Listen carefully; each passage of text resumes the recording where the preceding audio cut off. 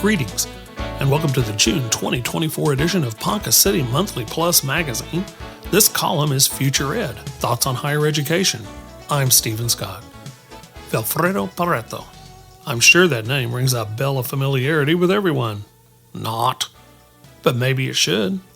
Pareto was an Italian economist who taught at the University of Lausanne in Switzerland.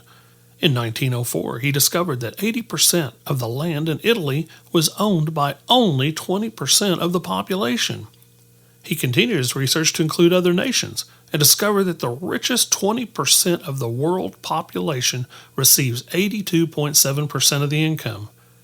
He documented these results in line with the well-known mantra of college teachers, publish or die, your career will be over, and the 80-20 distribution became known as Pareto's Principle. Pareto's writings were found in 1941 by an American engineer, Joseph M. Juran, who applied the theory to business processes. Occupational Health and Safety researchers found that 20% of hazards are responsible for 80% of the injuries, and it also applies to engineering and manufacturing quality control. It's a base concept in Six Sigma techniques. There's a business and sales adage that states 80% of sales come from 20% of the clients. Pareto's work became known as a power law. In 2004, writer Richard Koch discovered the works of Pareto and Juran.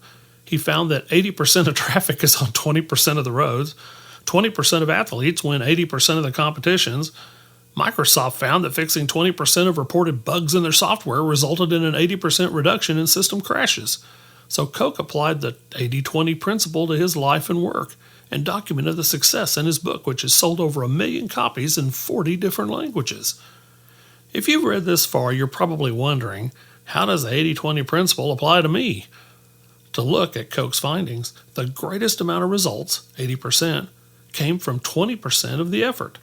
If a person identifies the most important things in their life, usually about 20%, and concentrates on those items, the remaining 80% will fall in line and leave the person overall happier. Some of this is a form of time management. It always includes goal setting, as the process documented by Koch is, number 1, deciding on your destination, where you want to be. Number 2, deciding on the best route to get there. Of course, the easiest way. Number 3, taking action, those first key steps.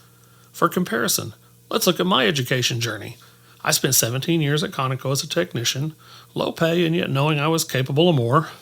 I was 41 years old when I had my epiphany to change my life. Step 1, I decided to pursue an engineering degree at OSU. That's my destination. Step 2, I went to Stillwater and met with an academic advisor in the engineering college for guidance, setting my best route. He listed several specific classes for me to take at NOC, a junior college, to get me back into the academic mode of thinking for one semester before going to OSU full-time. After all, it had been 23 years since I graced a classroom.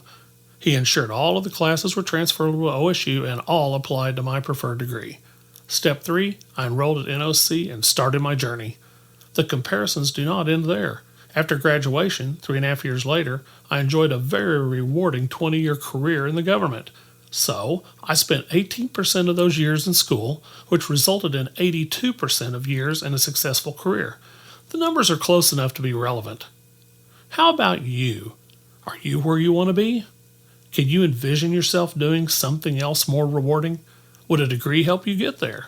Think about the 80-20 plan. Heck, buy Robert Koch's book. It's definitely a life changer. And if you're like me, where a degree can open a lot of doors to a more rewarding life, both financially and work-wise, please consider visiting the University Center in Ponca City. We have advisors to help you plan a path forward and to ensure you are put in touch with the right academic advisors. Everyone deserves an 80-20 success.